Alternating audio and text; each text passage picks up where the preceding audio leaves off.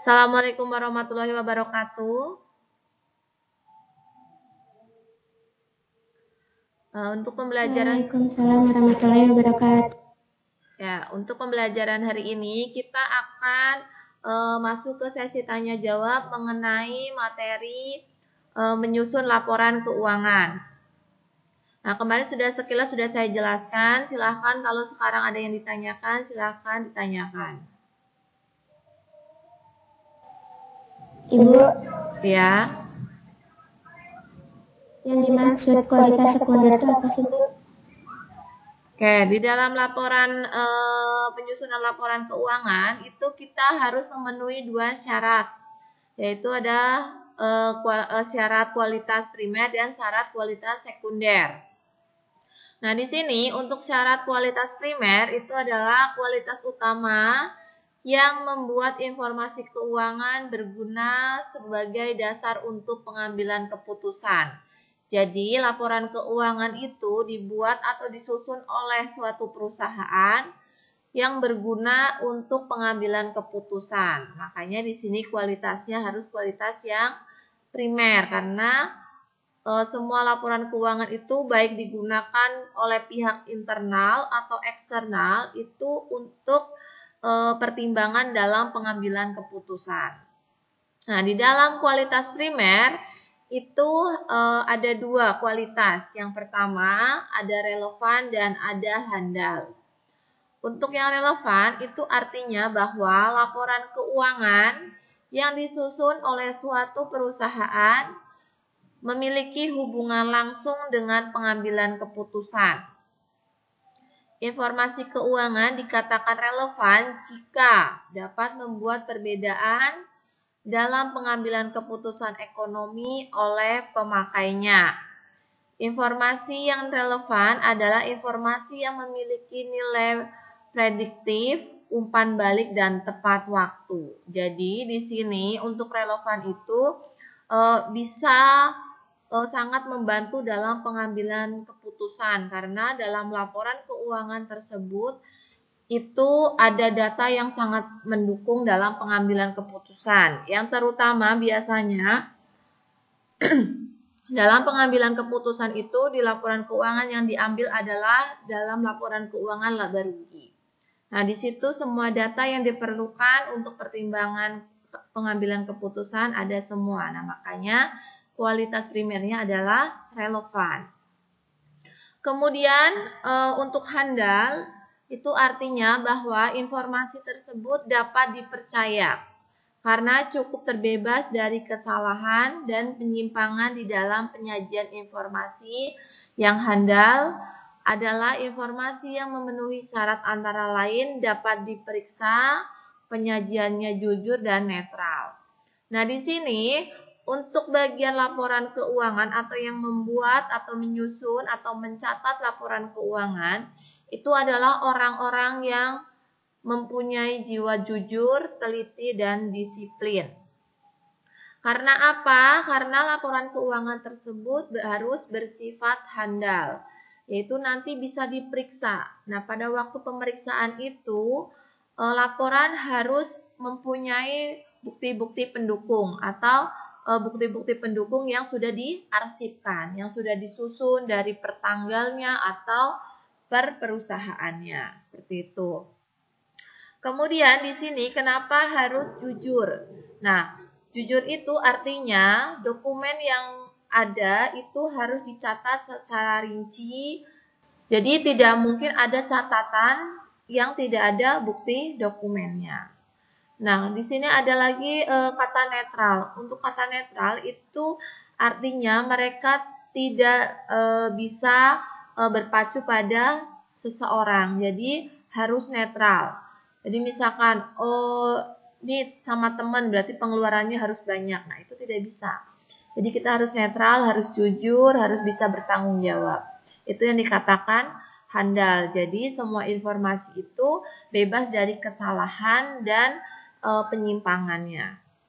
Kemudian selain kualitas primer, di sini juga ada kualitas sekunder. Merupakan kualitas tambahan yang seharusnya dipenuhi dalam penyusunan laporan keuangan. Nah, di sini untuk kualitas sekunder itu yang A, keterbandingan, yang berarti bahwa laporan keuangan suatu perusahaan akan lebih bermakna bagi para pemakainya jika dapat diperbandingkan dengan informasi serupa dari perusahaan lain. Misalkan tadi, oh ya, saya kan ingin saya melihat laporan keuangan di perusahaan saya bagian laba rugi. Ternyata perusahaan saya misalkan yang bergerak dalam bidang percetakan kertas itu mendapatkan keuntungan 50% di tahun 2019. Nah, saya akan saya bandingkan dengan perusahaan lain atau perusahaan tetangga yang sama-sama memproduksi kertas.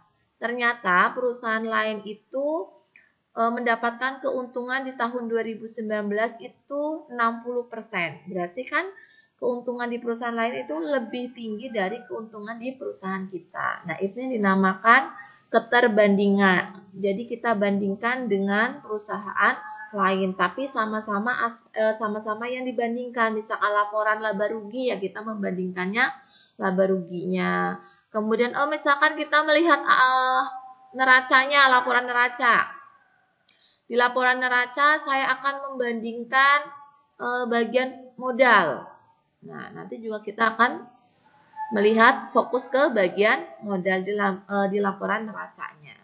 Itu yang dikatakan keterbandingan. Kemudian di sini yang B ada konsistensi. Berarti bahwa laporan keuangan suatu perusahaan akan lebih bermakna bagi para pemakainya jika dapat diperbandingkan dengan informasi yang serupa dari perusahaan yang sama pada waktu yang berbeda.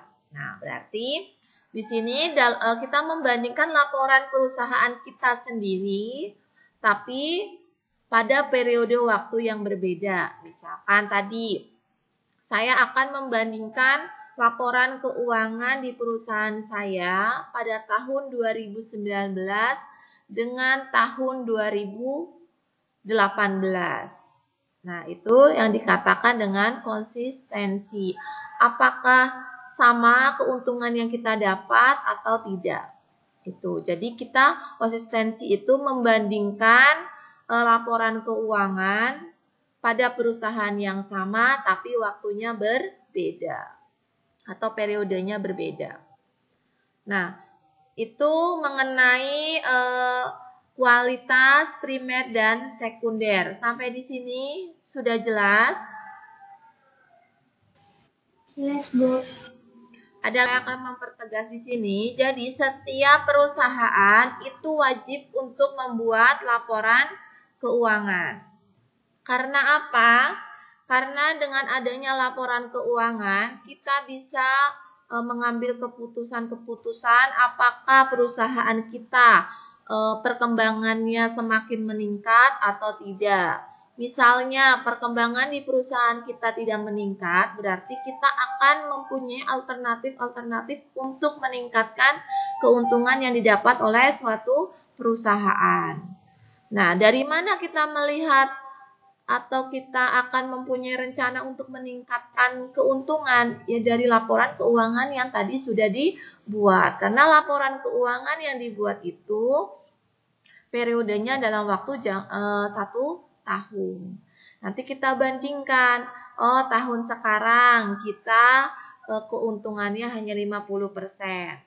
Tahun berikutnya berarti target kita keuntungannya harus lebih besar. Nah, untuk meningkatkan keuntungan yang lebih besar, berarti ada beberapa hal yang harus kita tingkatkan juga. Contohnya sekarang, misalkan dalam pembelajaran kalian.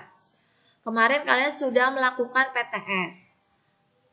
Nah, kalian bisa melihat dari nilai-nilai yang kalian dapat. Di situ misalkan, saya belajar mengikuti Meet, mengerjakan tugas, selalu rajin untuk bertanya pada waktu Meet.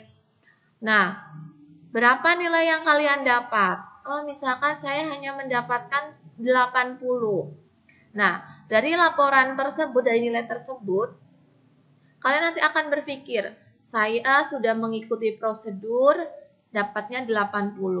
Nah, sekarang kamu harus mengambil keputusan, apakah mau mempertahankan nilai 80 atau akan meningkatkan. Kalau misalkan ingin mempertahankan, berarti ya kita menggunakan cara yang sama. Tapi kalau untuk meningkatkan, mungkin kita harus meningkatkan dalam sesi diskusi. Kita harus lebih rajin untuk bertanya. Pada waktu mengerjakan tugas, mungkin saya akan sambil bertanya kepada guru. Nah, itulah yang dinamakan keputusan-keputusan yang diambil dari laporan yang sudah dibuat. Sampai di sini ada gambaran di rumah. Coba kalian atur mengenai keuangan yang kalian punya. Misalkan kalian hitunglah per hari dikasih uang jajan berapa. Nah, uang jajan tersebut kan bukan hanya untuk jajan kalau saat ini. Pasti kalian akan sisihkan untuk beli pulsa karena kita pembelajarannya secara online atau daring. Nah, nanti kalian bagi-bagi.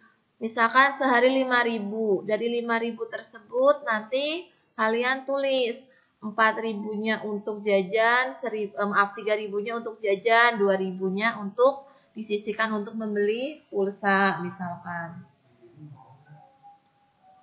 Kemudian setelah itu nanti kalian bikin 1 minggu. Nah, dalam 1 minggu nanti kalian coba bikin laporannya. Apakah uang yang sudah kalian sisihkan cukup untuk membeli kuota dalam 1 minggu atau tidak? Nah, misalkan nanti, oh Bu, ternyata saya menyisihkan 2.000. Dalam 1 minggu saya mendapatkan uang misalkan 14.000. Nah, 14.000 itu cukup nggak untuk meet selama 5 hari?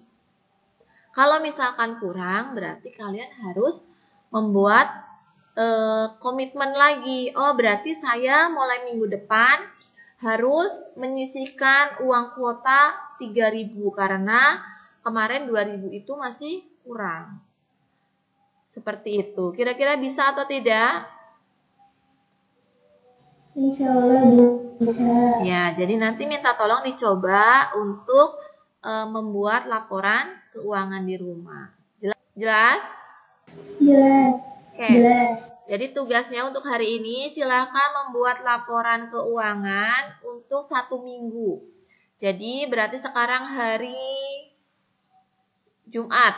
Berarti nanti hari Jumat berikutnya akan saya tanyakan tugasnya. Oke, terima kasih untuk hari ini. Mudah-mudahan penjelasan saya hari ini bisa makin membuat kalian untuk memahami materi mengenai membuat laporan keuangan. Terima kasih dan wassalamualaikum warahmatullahi wabarakatuh. Waalaikumsalam warahmatullahi wabarakatuh.